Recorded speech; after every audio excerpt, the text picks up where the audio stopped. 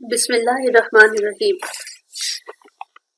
السلام علیکم، میں Mrs Nausheen Azad S S Arabic divisional public school and inter college آپ کو عربی کی کلاس میں خوش آمدید کہتے ہیں۔ کیا حال ہے آپ کے؟ ڈیئر اسٹوڈینٹس، جیسا کہ آپ کو پتہ ہے، آپ دیکھ رہے ہو آج کا ہمارا عنوان ہے کھڑی حرکات اور جزم۔ آج کے سبق میں ہم نے دو چیزیں پڑھنی ہیں، کھڑی حرکات اور جزم۔ اس سبق میں آپ کھڑی حرکات کی پہچان، کھڑی حرکات پڑھنے کا طریقہ، جزم کی پہچان اور ساکن حرف پڑھنے کا طریقہ سیکھیں گے۔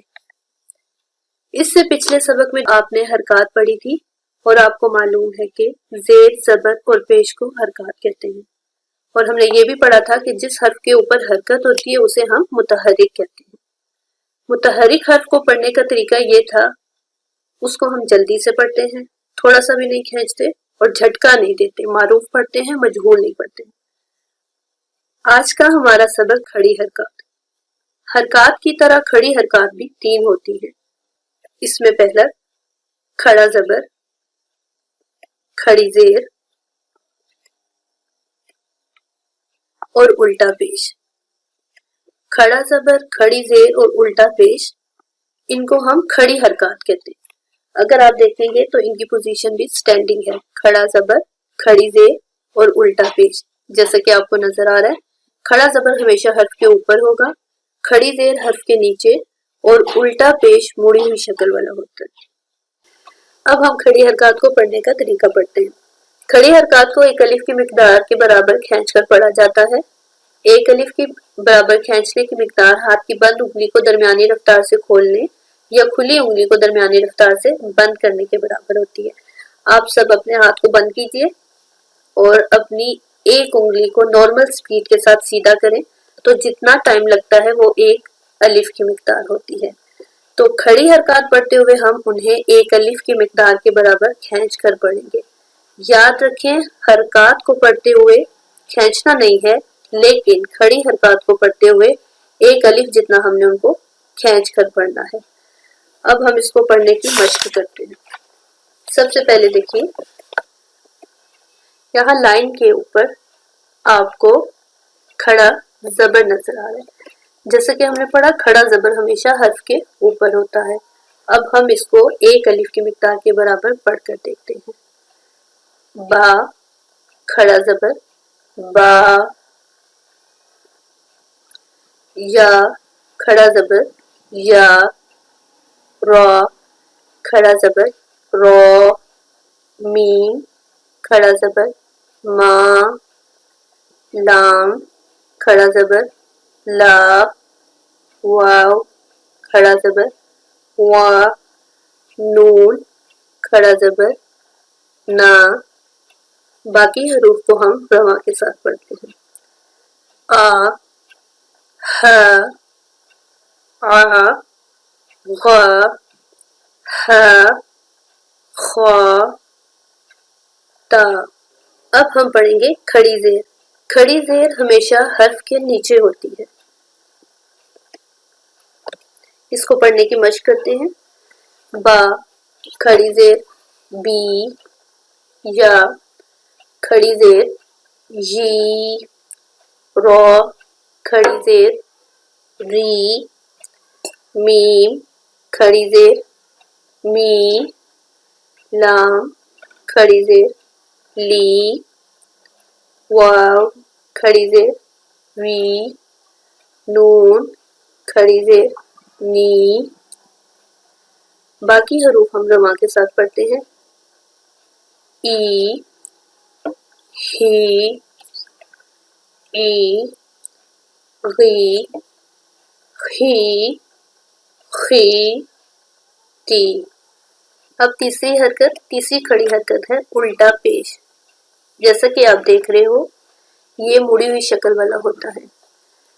با، الٹا پیش، بو۔ یا، الٹا پیش، یو۔ رو، الٹا پیش، رو۔ میم، الٹا پیش، مو۔ لام، الٹا پیش، لو۔ واو، उल्टा पेश वो, नून उल्टा पेश नो। अब हम इसको रवा के साथ पढ़ते हैं। ऊ, हु, औ, वो, हु, खु, तू। खड़ी हरकत की अदायगी के वक्त इस बात का ख्याल रखें कि आवाज हवा में खत्म हो और आखिर में हा की आवाज पैदा न हो। मोटे हरूफ को हम मोटा पढ़ेंगे और बारीक हरूफ को बारीक। डियर स्टूडेंट्स, हमारा अगला जो उन्वान है वो है जज़म यानी सुकून। जैसे कि आपको नजर आ रहा है कि इस दाल जैसी शक्ल का नाम जज़म है और जिस हर्फ पर जज़म होती है उसको हम साकिन कहते हैं। जज़म हमेशा हर्फ के ऊपर होती है। जैसा कि जिस हर्फ पे हरकत हो उसको हम मुतहर्रिक कहते हैं, तो जिस पे जज़म होगी उसको हम साकिन कहेंगे। अब हम देखते हैं कि साकिन हर्फ को किस तरह से पढ़ा जाता है। साकिन हर्फ पर उस वक्त तक नहीं पढ़ा जा सकता जब तक कि उससे पहले कोई मुतहर्रिक हर्फ ना हो। जैसे हमजा, सीन, ज़बर, अस, हमजा, जेर, सीन, इस, हमजा, पेश, सीन, उस। जज़म की मिसाल इसी तरह है जैसे आप ट्रेन को देखते हो और जो ट्रेन के डिब्बे होते हैं वो उस वक्त तक नहीं चलते जब तक कि उनके आगे इंजन नहीं होता, या घोड़ा गाड़ी घोड़े के बगैर नहीं चलती। इसी तरह साकिन हर्फ उस वक्त तक नहीं पढ़ा जा सकता जब तक कि उससे पहले मुतहर्रिक हर्फ ना हो। अब हम जज़म यानी कि जो हर्फ साकिन हो उसको पढ़ने का तरीका पढ़ते हैं। हमजा, खा, ज़बर, अख, हमजा, खा, जेर, इख, हमजा, खा, पेश, उख, अख, इख, उख। आगे देखिए, आह, इह, उह, अब, इब, उब, अत, इत, उत। साकिन हरूफ को पढ़ते हुए इस बात का ध्यान रखें कि हरूफ कलकला पे आवाज को थोड़ा हिलाएंगे। जैसे इन हरूफ में से कलकला वाले हरूफ अगर आप देखिए बा को, तो इसको पढ़ेंगे अब। कलकला की आवाज जो होती है इको साउंड, उसको आप अपने आवाज को गले में हिलाते हैं। यानी इसके मुतालिक आपने पढ़ा था, जैसे अगर हम एक बॉल को जमीन के ऊपर फेंके हैं तो वो पलट कर वापस आती है, इसी तरह हरूफ कलकला को पढ़ा जाता है। अब हम सबक के इयादा के लिए कुछ सवाल करते हैं, इनके जवाब आपने अपनी कॉपी के ऊपर लिखने हैं। पहला सवाल है अस्सवाल अल-अव्वल, खड़ी हरकत कितनी और कौन कौन सी हैं? अस्सवाल सानी, खड़ी हरकत पढ़ते हुए किन बातों का ख्याल रखना जरूरी है? अस्सवाल सालिस, हरकत और खड़ी हरकत के पढ़ने में क्या फर्क है? अस्सवाल राबे, जज़म हमेशा कहाँ होती है?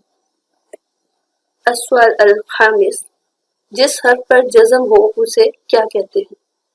अस्सवाल सादिस, साकिन हर्फ को पढ़ने का तरीका क्या है? डियर तुलबा, उम्मीद करती हूँ कि आपको आज का सबक समझ आ गया होगा। अपना ख्याल रखिएगा। जज़ाकल्लाह खैर।